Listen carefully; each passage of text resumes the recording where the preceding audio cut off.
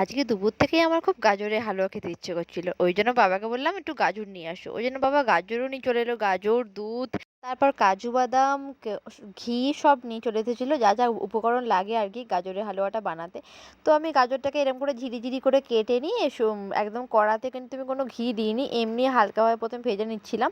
তো তারপরে চিনি দিয়েছিলাম। চিনি দিয়ে বেশ কিছুক্ষণ ভাজছিলাম। ভাজার পরে আমি দুধ এড করেছিলাম। তারপর ঘি দিয়েছিলাম।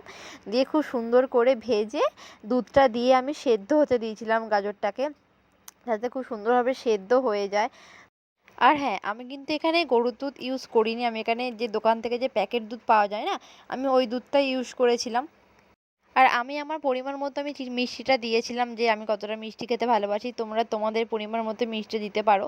তো দেখো এখানে দুধটাও দিয়ে দিয়েছি। আর কালারটা জাস্ট অসাধারণ কালারটা এসেছে। আর খেতেও দারুণ হয়েছিল। আমি এই ১ম বার গাজরের হালুয়াটা বানালাম। মানে কোনোদিনও বানাইনি। এই ১ম বার বানালাম। তাও আবার ভিডিও দেখেছিলাম। তো বেশ খেতে খুব ভালোই হয়েছিল। সবাইকে দিয়েছিলাম। সবাই বেশ ভালোই বলেছিল। তো আবার নেক্সট বার বানানোর ইচ্ছা আছে। তোমাদের যদি ভিডিওটা ভালো লেগে থাকে তো প্লিজ সাবস্ক্রাইব করে দিও আর লাইক, কমেন্ট, শেয়ার করে দিও।